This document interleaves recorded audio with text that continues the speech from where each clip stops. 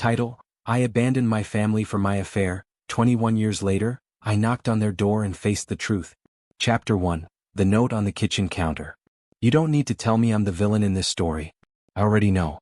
21 years ago, I walked away from a husband who adored me, and 3 children who still needed their mother. Not because I was abused.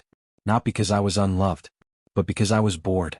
Marcus was a good man, steady, gentle, loyal. He'd come home after long days on construction sites, kiss me on the cheek, and pick up our youngest to play dinosaur games until he giggled so hard his nose ran. Our life was stable. Predictable. Friday night pizza, Saturday morning cartoons, Sunday dinners at his mom's place. But I felt like I was suffocating. And then Rico walked in with his camera and that smirk, shooting corporate headshots like he belonged in a magazine instead of behind the lens. Tattooed, wild, untethered. He looked at me through that camera like I was something more than a suburban mom in a beige office. For the first time in years, I felt seen. 3 weeks later, I was in a hotel room with him. I told myself it was temporary. A thrill. Something that wouldn't last. But it did. 6 months in, Rico gave me an ultimatum: leave Marcus or lose him. He painted a life filled with passion and spontaneity. A life where no one expected me to pack school lunches or clean crayon off the wall. A life where I could finally breathe. So one Tuesday night in March, I made the choice that would shatter 5 lives. Marcus was upstairs giving Jamie a bath. David was at the kitchen table doing math homework, tongue sticking out in focus like it always did. Rachel was curled up on the couch, laughing at a Disney movie. I walked up to our room, pulled out 2 suitcases and packed what I could. I didn't say goodbye. I couldn't. Instead, I left a single note on the kitchen counter. I can't do this anymore. I'm sorry. Take care of them. And I walked out the front door. The last thing I heard before it closed behind me was Jamie's laughter, pure, innocent, echoing from the bathroom upstairs. I didn't look back. But that sound has followed me for 21 years. Chapter 2: The Price of Freedom. The first year with Rico was everything he promised. Reckless, romantic, exhilarating. We moved into a loft apartment with exposed brick and bad plumbing. He took me to underground concerts, art shows in old warehouses, and diners that didn't have menus. I traded packed lunches for poetry nights. Minivans for motorcycles. I was finally free, or so I thought. But slowly the shine wore off. Rico's photography gigs barely paid for takeout. He'd vanish for days, coming home with a half-empty bottle and stories that never quite made sense. The passionate arguments we used to have turned into screaming matches I had to apologize for at my waitressing job. By year 2 he cheated.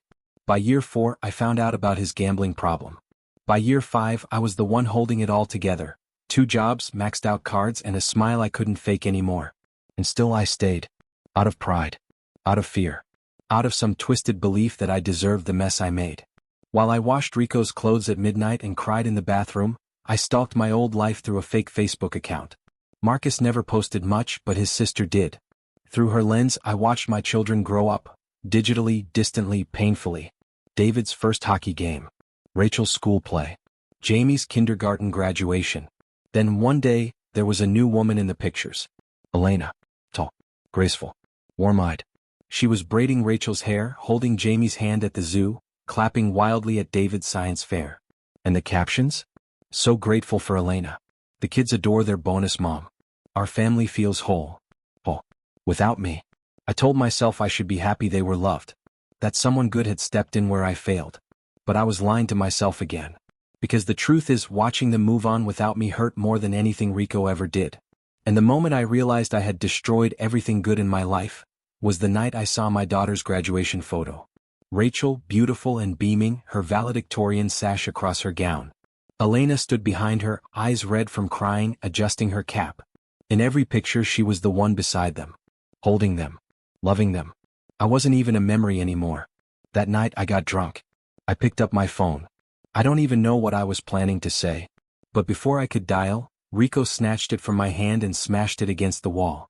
"They're not your family anymore," he slurred. "I am." But he wasn't. And he never had been. Chapter 3: The Stranger at the Gate. Rico left last year. No grand fight. No dramatic farewell.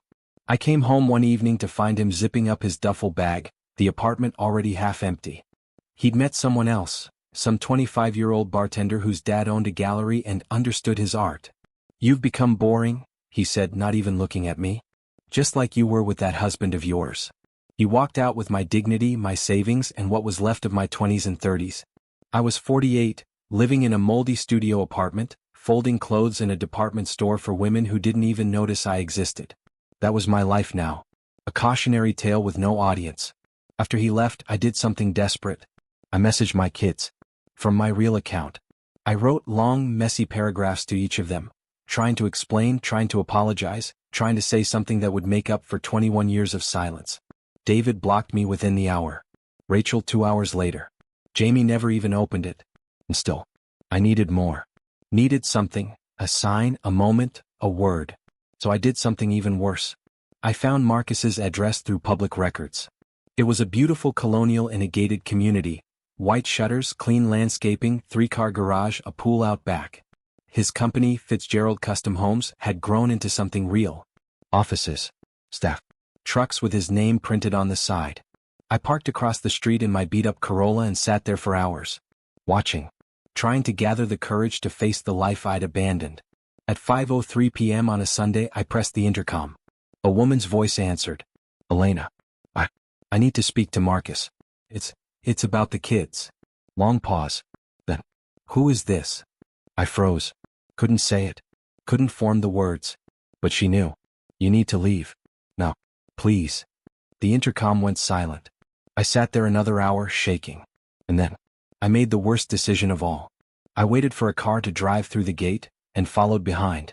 I drove up to the house I used to dream about, where my babies had grown up without me, where another woman had become mom. I stepped out of the car and walked up to the door. And I rang the bell. Chapter 4, The Door That Closed. The door opened with a quiet click. And there he was. Marcus. Older. Grayer. A little broader in the shoulders. But still him. Still the man who used to cradle Jamie like he was made of glass.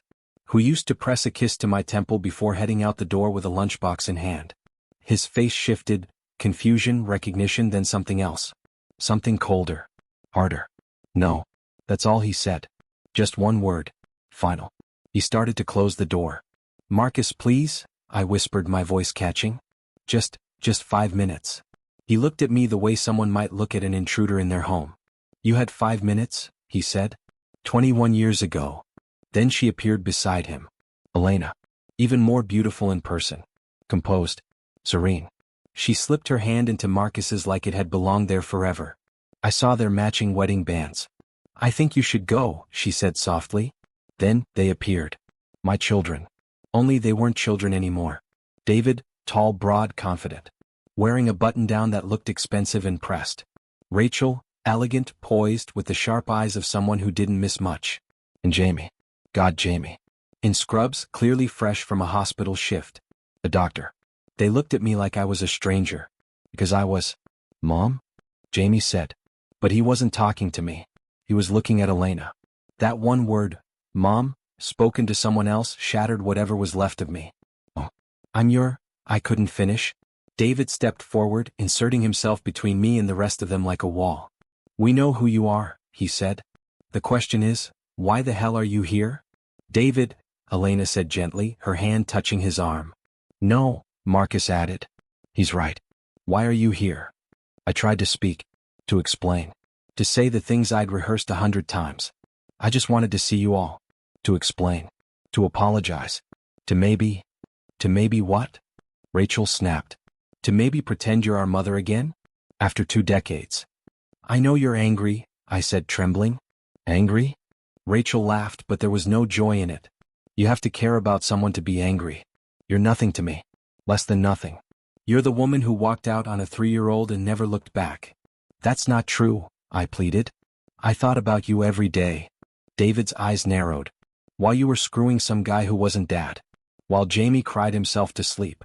While Rachel had night terrors. While I got in fights because other kids said our mom didn't love us. Marcus reached out and put a hand on David's shoulder. Come. Steady. Just like I remembered. Kids, he said. Go inside.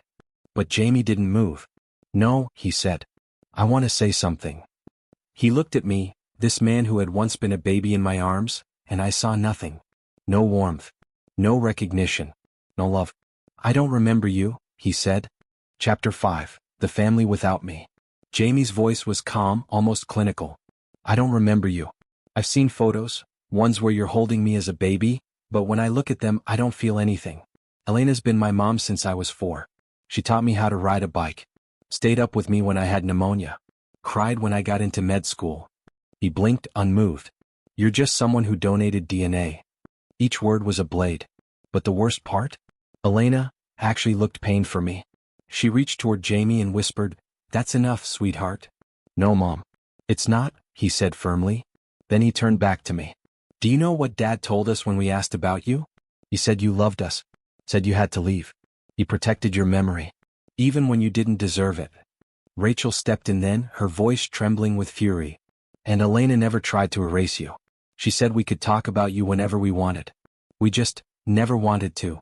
I was sobbing now, ugly, loud, desperate sobs. "Please? I know I can't undo what I did. But just one chance. One moment.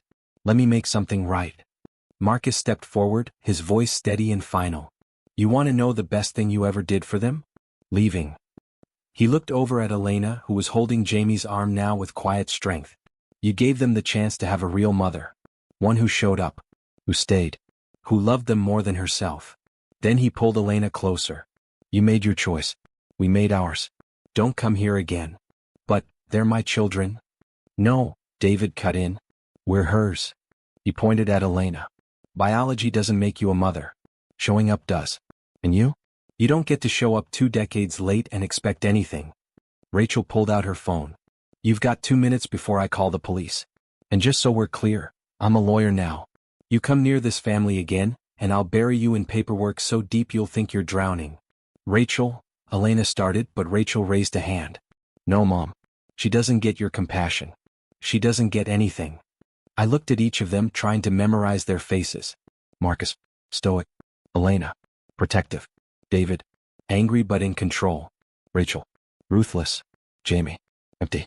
A family. A real one. Complete. Without me. Marcus began closing the door. Then he paused.